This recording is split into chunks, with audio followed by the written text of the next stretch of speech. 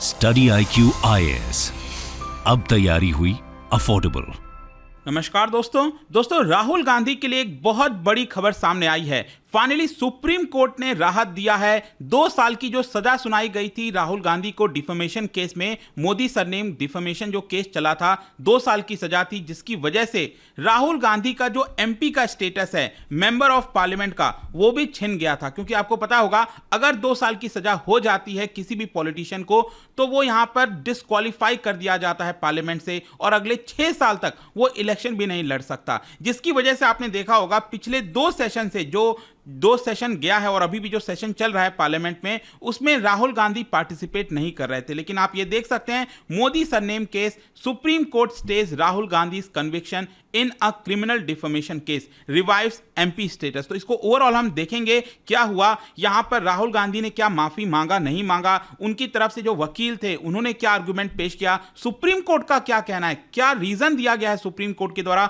वो भी मैं आपको बताऊंगा। चलिए आगे बढ़ते हैं। लेकिन उससे पहले ध्यान रखिएगा, आप में से जितने भी लोग UPSC 2024 की प्रिपरेशन कर रहे हैं, 2024 में प्रीलिम्स का एग्जाम लिखेंगे, तो आपको एक सिंगल बैच के माध्यम से, जिसमें प्रीलिम्स से लेकर इंटरव्यू तक की पूरी तैयारी कराई जाती है, वो स्टार्ट हो रहा है। प्योर इंग्लिश में भी, प्योर हिंदी में भी, या फिर इंग्लिश बैच कोई भी ज्वाइन करना है, सिंपली हमारे वेबसाइट ऐप पर जाइए या फिर कमेंट सेक्शन में इसका लिंक है, वहां पर जाकर यूज करिए कोड अंकित लाइव, ताकि आपको मैक्सिमम डिस्काउंट मिल जाए। और इसके अंदर आपको live classes, test series, personal mentorship, कुछ भी और लेने की आवश्यकता नहीं पड़ेगी। और इसके साथ साथ अगर आप MCQs अटेम्प्ट करना चाहते हैं तो मेरे इंस्टा पेज पर जा सकते हैं, वहां पर स्टोरीज में जितने भी MCQs हैं उसको आप अटेम्प्ट कर पाएंगे। चलिए शुरुआत करते हैं और सबसे पहले ये देखते हैं कि एग्जैक्टली हुआ क्या है। देखिए 2019 का जो क्रिमिनल डिफेमेशन केस चला था राहुल गांधी के ऊपर, इसी साल के शुरुआत में उनको 2 साल की सजा सुनाई गई थी। मोदी सरनेम वाला जो रिमार्क हुआ था उसको लेकर सुप्रीम कोर्ट में फाइनली सुनवाई हो रही थी और राहुल गांधी सुप्रीम कोर्ट से यह चाहते थे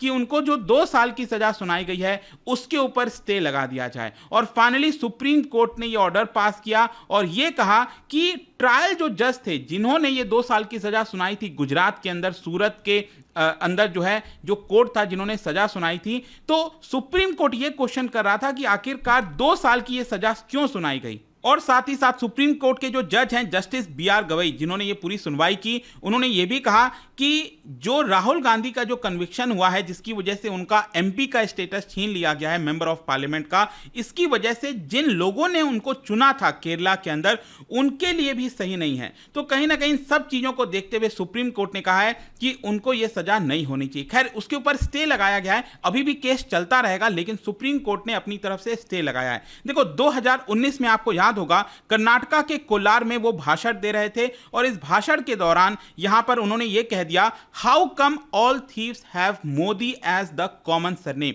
मतलब कि उस समय आप सुन ही रहे होंगे, नीरव मोदी हो गया, फिर यहां पर वो एक तरह से इशारा कर रहे थे PM मोदी के ऊपर, नरेंद्र मोदी जी के ऊपर। तो वो जो चीजें कही गई थी उनके द्वारा कि आखिरकार ज्यादातर मतलब सभी चोरों के नाम में मोदी सरनेम ही क्यों जुड़ा होता है, इसी को लेकर क्या हुआ, गुजरात गवर्नमेंट में फॉर्मर मिनिस्टर रहे पूर्णेश मोदी, उन्होंने राहुल गांधी के ऊपर यह डिफेमेशन केस डाला था। तो वहां पर जो जुडिशियल मजिस्ट्रेट हैं उन्होंने फाइनली इसकी पूरी कार्रवाई की और 2 साल की सजा सुना दी गई राहुल गांधी के ऊपर। अब इसको लेकर क्या हुआ, राहुल गांधी ने अपील किया सेशन कोर्ट में, जो सूरत के अंदर सेशन कोर्ट है वहां पर अपील किया, वहां से उनको राहत नहीं मिली। फिर राहुल गांधी गए गुजरात हाई कोर्ट के अंदर, हाई कोर्ट से भी उनको यहां पर राहत नहीं मिली। और फाइनली आप देख सकते हो हाई कोर्ट का जो जजमेंट था उसी को राहुल गांधी सुप्रीम कोर्ट में चैलेंज कर रहे थे कि उनको यहां पर राहत मिलनी चाहिए और फाइनली सुप्रीम कोर्ट ने यह राहत दी है। देखिए यहां पर मैं आपको थोड़ा सा बताना चाहूंगा कि राहुल गांधी की तरफ से क्या आर्गुमेंट पेश किया गया है। देखो राहुल गांधी को रिप्रेजेंट कर रहे थे सुप्रीम कोर्ट के अंदर कांग्रेस के ही नेता हैं अभिषेक मनु सिंघवी, अक्सर यहां पर केस वगैरह लड़ते रहते हैं। तो उन्होंने सुप्रीम कोर्ट से यह कहा, no one was named by Rahul Gandhi in speech. Basically अगर आप उनका स्पीच देखोगे तो राहुल गांधी ने यह कहा था, how come all thieves have Modi as surname. Basically Rahul Gandhi ने किसी पर्टिकुलर पर्सन का नाम नहीं लिया था, भले ही आप कह सकते हैं कि इशारा था उनका, लेकिन उन्होंने किसी का नाम नहीं लिया था, ऐसा अभिषेक मनु सिंघवी का कहना था राहुल गांधी जी के डिफेंस में। और साथ ही साथ उनका यह भी कहना था कि देखिए जो ट्रायल कोर्ट है जिन्होंने ये पूरी सजा सुनाई है 2 साल की, ट्रायल कोर्ट ने कहा कि 13 इस तरह के केसेस अभी भी चल रहे हैं, लेकिन किसी में भी कन्विक्शन नहीं हुआ है। तो आखिरकार ऐसा क्या हुआ है कि इतने केसेस अभी चल ही रहे हैं, लेकिन किसी में भी 2 साल तक की सजा वाला जो कन्विक्शन का मामला है वो नहीं हुआ है। ये पहला ऐसा केस है कि यहां पर राहुल गांधी जी को एक प्रकार से फंसाया जा रहा है। तो राहुल गांधी की तरफ से यही आर्गुमेंट था कि ये जो 2 साल की सजा की बात कही जा रही है बिल्कुल भी गलत है, वो निर्दोष हैं, ऐसा नहीं होना चाहिए था। और साथ ही साथ उनकी तरफ से जो वकील हैं मनु सिंघवी, वो ये भी कह रहे थे कि ऑलरेडी जो 2 सेशन है, देखिए पिछला वाला आपको याद होगा बजट सेशन हुआ था और अभी मॉनसून सेशन चल रहा है पार्लियामेंट का, तो दोनों सेशन राहुल गांधी मिस कर चुके हैं। और साथ ही साथ उनका यह भी कहना था कि पिछले 8 साल से उनको चुप कराया जा रहा है। For no other defamation cases 2 years of suspension were pronounced. Basically उनकी तरफ से यही आर्गुमेंट आ रहा था कि किसी भी डिफेमेशन केस में 2 साल का सस्पेंशन कभी भी अनाउंस नहीं किया गया है। तो सुप्रीम कोर्ट को यहां पर ये जो कन्विक्शन है उसको रोक देना चाहिए। देखिए सुप्रीम कोर्ट ने आज सुबह ही यहां पर मनु सिंघवी को यह कह दिया था कि देखिए आपको केस बहुत जबरदस्त लड़ना पड़ेगा, क्योंकि ये आखिरी है। मतलब कि देखिए सुप्रीम कोर्ट अगर मना कर देता फिर कुछ नहीं हो पाता, राहुल गांधी को अपना एमपी का स्टेटस छोड़ना ही पड़ता। और साथ ही साथ आपको पता ही है कि जब भी किसी का एमपी का स्टेटस जाता है, कोई मेंबर ऑफ पार्लियामेंट हटता है, तो उस केस में 6 महीने के अंदर इलेक्शन हो जाना चाहिए। तो ऐसा लग रहा था इलेक्शन कमीशन बहुत ही जल्द यहां पर डेट अनाउंस करने वाला है, क्योंकि केरला के जिस कॉन्स्टिट्यूएंसी से वो चुनकर आते हैं यहां पर ऑलरेडी 4 महीने का वक्त बीत चुका था। तो 6 महीने के अंदर इलेक्शंस कंडक्ट कराना था, तो इलेक्शन कमीशन कभी भी इलेक्शन अनाउंस कर सकता था। और वो अगर ऐसा हो जाता फिर यहां पर मुश्किल हो जाता राहुल गांधी जी के लिए। लेकिन फाइनली जैसा कि आप देख सकते हो राहुल गांधी जी का ये कन्विक्शन रुक गया है। खैर यहां पर अगर हम बात करें पूर्णेश मोदी की तरफ से कौन लड़ रहा था कोर्ट के अंदर, पूर्णेश मोदी जिन्होंने एक कंप्लेंट दर्ज कराई थी, उनकी तरफ से जो सीनियर एडवोकेट हैं महेश जेठमलानी, जो राम जेठमलानी के बेटे हैं महेश जेठमलानी, वो यहां पर फाइट कर रहे थे। और उनकी तरफ से आर्गुमेंट ये था कि कोलार में 2019 में जो राहुल गांधी का स्पीच था उसमें 50 मिनट तक राहुल गांधी ने बहुत सारे ऐसे बयान दिए हैं जिसका एविडेंस साफ है, और जो क्लिपिंग्स हैं स्पीच की वो already election commission of India के पास हमने अटैच कर रखा है, रिकॉर्ड सबमिट कर रखा है।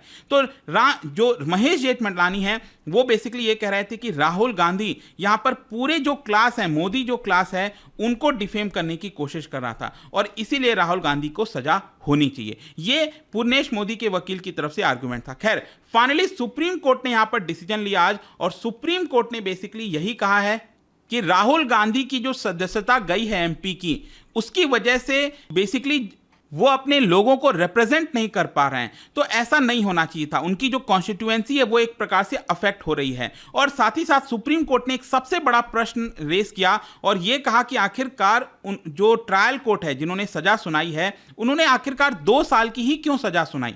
देखिए यहां पर सुप्रीम कोर्ट एक तरह से सवाल खड़ा कर रहा है, क्योंकि आपको पता होगा रिप्रेजेंटेशंस ऑफ पीपल एक्ट 1951, इसके अंदर यह लिखा हुआ है कि अगर किसी भी पर्सन को, किसी भी पॉलिटिशियन को 2 साल की सजा होती है तो उनकी सदस्यता चली जाती है एमपी की। और साथ ही साथ उस खत्म होने के बाद, जो सजा है जब खत्म होगा 2 साल के बाद, तो अगले 6 साल तक वो यहां पर इलेक्शन नहीं लड़ सकते। मतलब 2 साल सजा का प्लस 6 साल, मतलब 8 साल तक राहुल गांधी यहां पर इलेक्शन फाइट नहीं कर सकते थे। तो एक बहुत बड़ा चेंज हो जाता, आप कह सकते हैं, भारत के पॉलिटिक्स में अगर ऐसा एक्चुअल में होता तो। खैर सुप्रीम कोर्ट ने यही कहा है कि अगर जज को यह फैसला सुनाना ही था तो वो 1 साल 11 महीने का भी जो है सुना सकते थे, सजा सुना सकते थे। एग्जैक्टली 2 साल ही क्यों किया गया? तो ये एक बहुत बड़ा प्रश्न पूछा जा रहा है, क्योंकि अगर 1 साल 11 महीना होता तो राहुल गांधी की सदस्यता नहीं जाती, एमपी का स्टेटस नहीं छिनता।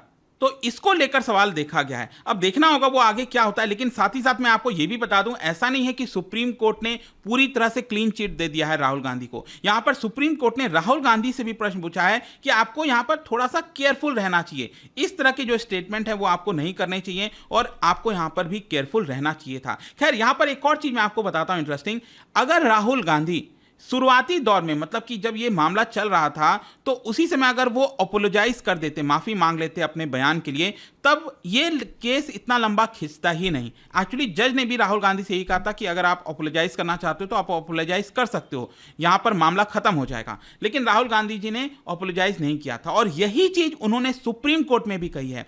सुप्रीम कोर्ट में भी राहुल गांधी जी ने कहा कि मैं अपोलोजाइज नहीं करूंगा, क्योंकि मैं निर्दोष हूं, मुझे जानबूझकर फंसाने की कोशिश की जा रही है और एक प्रकार से ये जुडिशियल प्रोसेस का अब्यूज है, वो अपनी तरफ से कह रहे थे। उनका ये भी कहना था कि अगर मुझे अपोलोजाइज करना होता तो मैं बहुत पहले ही अपोलोजाइज कर चुका होता, लेकिन मैं यहाँ पर निर्दोष हूँ और इसीलिए मैं अपोलोजाइज नहीं करूँगा। खैर फाइनल अब यहाँ पर सुप्रीम कोर्ट का देखो, अभी ये स्टे आया है, यहाँ पर फाइनल फैसला नहीं है, ये अभी सुप्रीम कोर्ट ने जो स्टे लगाया है, जो ट्रायल कोर्ट से उनको सजा मिली थी उसके ऊपर स्टे लगा हुआ है। मतलब अब वापस से वो एमपी का स्टेटस पा सकेंगे और वो पार्लियामेंट जा सकेंगे अब, ठीक है। तो देखते हैं आगे क्या होता है। खैर इसके मामले में आपको सबको समझ में आया होगा। जाने से पहले एक बड़ा ही इंटरेस्टिंग क्वेश्चन इंडियन पॉलिटी से रिलेटेड है कि सीएजी जो है ना, आपको पता होगा controller auditor general of India, उनके द्वारा किस चीज को ऑडिट नहीं किया जाता, आपको बताना इन 4 ऑप्शन में से किसको ऑडिट नहीं किया जाता। इसका राइट आंसर आप सबको पता है, मेरे इंस्टाग्राम पर तो मिलेगा ही, वहां पर अगर आप नहीं हो कोई बात नहीं,